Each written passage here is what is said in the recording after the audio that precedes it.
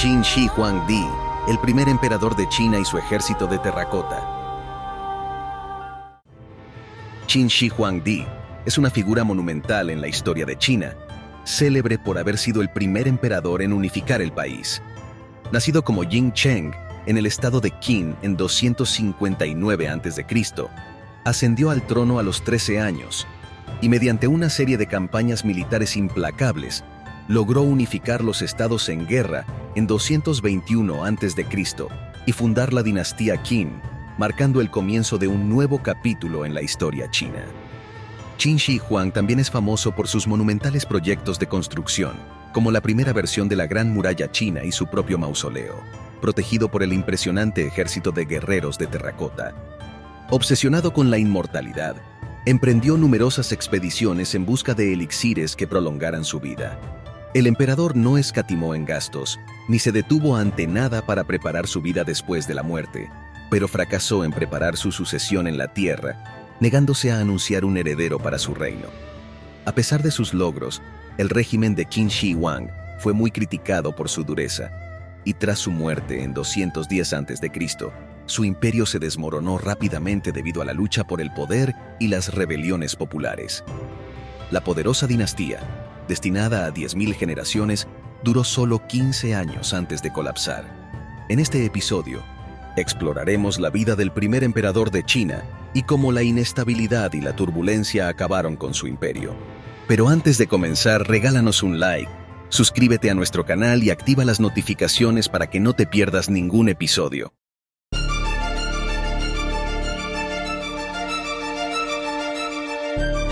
Secretos del pasado, la historia. Número 1. Sus primeras medidas imperiales. Como una de sus primeras medidas imperiales, Qin Shi Huang se enfocó en regularizar la administración y la burocracia del imperio. Para ello dividió el territorio en varias comandancias jerárquicas. Estableció un sistema estandarizado de escritura, unificó los sistemas de pesos y medidas, y creó una moneda común. Además, ordenó la quema de libros y la ejecución de intelectuales disidentes que, en su opinión, podían obstaculizar el proceso de unificación.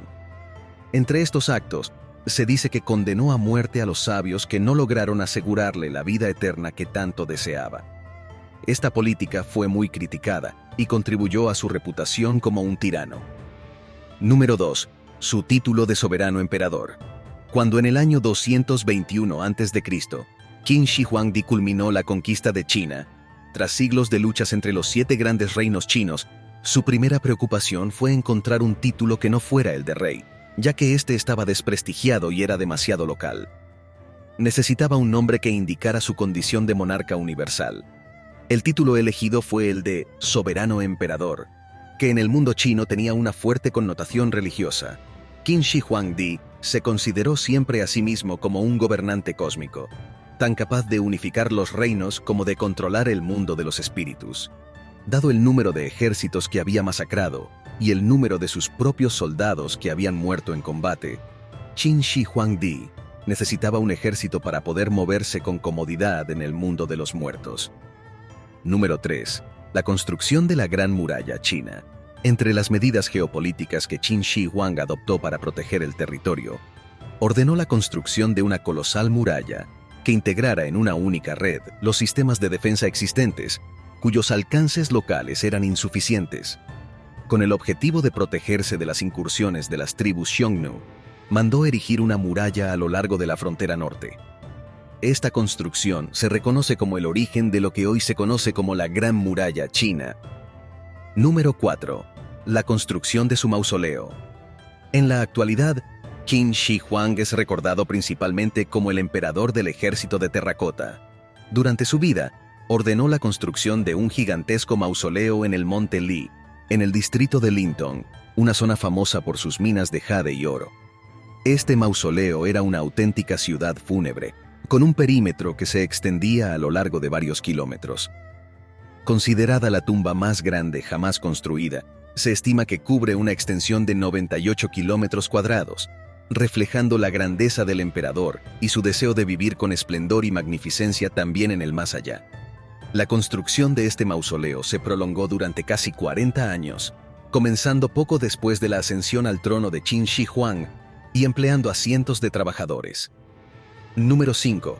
El interior del mausoleo.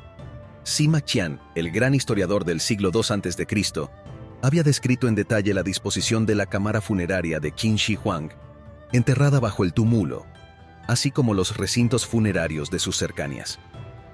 La ciudad fúnebre incluía establos, parques, palacios y altas torres panorámicas, todo protegido por murallas de tierra que rodeaban el perímetro de la urbe. En el interior, los edificios estaban llenos de tesoros y objetos deslumbrantes, resguardados por un intrincado sistema de trampas diseñado para mantenerlos a salvo de los ladrones de tumbas. Sima Qian también relata que tanto los constructores y artesanos que habían trabajado en la ciudad mausoleo, como las concubinas del emperador, lo acompañaron en su viaje al más allá, siendo enterrados junto a él. Investigadores y arqueólogos de la Universidad Normal de Beijing han confirmado la existencia de un palacio subterráneo de más de 30 metros de altura, así como de ríos y lagos de mercurio que imitaban los principales cursos fluviales de China, replicando en la tumba el esplendor del imperio que Qin Shi Huang gobernó en vida. Número 6. El Gran Ejército de Terracota.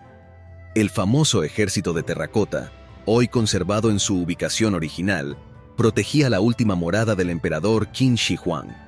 Situados en la parte externa de la ciudad fúnebre, los 8.000 soldados descubiertos en 1974 fueron realizados a tamaño natural. Representan a miembros de los cuerpos de infantería y caballería, así como a aurigas, lanceros y arqueros. Los artesanos prestaron especial atención al rango de cada soldado, incorporando elementos distintivos en las armaduras y uniformes. Este ejército es, en todos los aspectos, tan complejo como uno de carne y hueso. Además, las estatuas estaban armadas con piezas reales, entre las que se contaban espadas, hachas de combate y escudos. Entre los soldados de barro se encontraron también restos de una potente ballesta, posiblemente responsable de la eficiencia militar del ejército que condujo a Shi Huang a la victoria. Número 7. Su autoritario gobierno. Su gobierno se basó en las ideas del legalismo, una filosofía que promovía la estricta adherencia a la ley, con castigos severos para los infractores. Esto llevó a un régimen autoritario y represivo. Es cierto que fue el primer unificador de China, tras someter a los reinos combatientes y realizar reformas de gran calado, entre ellas la construcción de la Gran Muralla, pero el precio que pagó la población china fue altísimo. Centenares de miles de trabajadores forzados y de víctimas de sus campañas de conquista.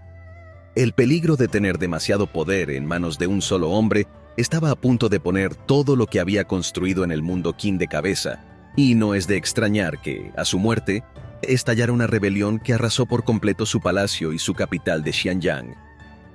Número 8. Su muerte. Qin Shi Huang estaba obsesionado con la inmortalidad y emprendió numerosas expediciones y consultas con alquimistas en busca de elixires que prolongaran su vida. Irónicamente, esta búsqueda pudo haber contribuido a su muerte, ya que algunos de los elixires contenían mercurio y otros compuestos tóxicos. En 210 a.C., mientras estaba en una expedición en busca de la inmortalidad en el este de China, Qin Shi Huang cayó gravemente enfermo y murió. Tenía 49 años. Número 9. Los eventos ocurridos después de su muerte. Luego de la repentina muerte de Qin Shi Huang, Zhao Gao, el jefe de los eunucos y funcionario de alto rango en la corte de Qin, y Li Si, el primer ministro y figura central en la unificación de China, mantuvieron la muerte del emperador en secreto durante algún tiempo. No querían que la noticia provocara desórdenes o que se adelantaran las luchas por el poder.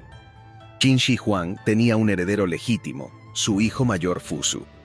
Sin embargo, Zhao Gao y Li Si, temiendo perder su poder, falsificaron un edicto en el que el emperador ordenaba a Fusu que se suicidara. Esto permitió que Hu Hai, el hijo menor de Qin Shi Huang, ascendiera al trono como Qin Ershi. Número 10. El deterioro del imperio. Hu Hai, bajo la influencia de Zhao Gao, demostró ser un gobernante ineficaz. Su reinado estuvo marcado por la corrupción y la opresión, lo que exacerbó el descontento popular. Zhao Gao consolidó su poder manipulando al joven emperador, lo que llevó a una administración aún más ineficaz y caótica.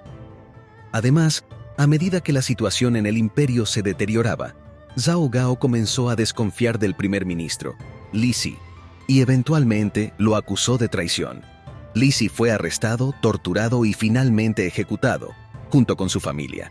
Su caída marcó el final de una era de reformas importantes, pero también de brutal represión. La opresión, los altos impuestos y la ineficiencia del gobierno de Qin Shi, o Huhai, provocaron una serie de rebeliones en todo el imperio. Los campesinos y los ex-soldados lideraron muchas de estas revueltas. Dos de los líderes más destacados de las rebeliones fueron Xian Yu, un aristócrata militar, y Liu Bang, un antiguo oficial de bajo rango. Ambos jugaron papeles cruciales en la caída de la dinastía Qin. Número 11. La caída del imperio Qin. El descontento y las rebeliones en el imperio llegaron a un punto crítico.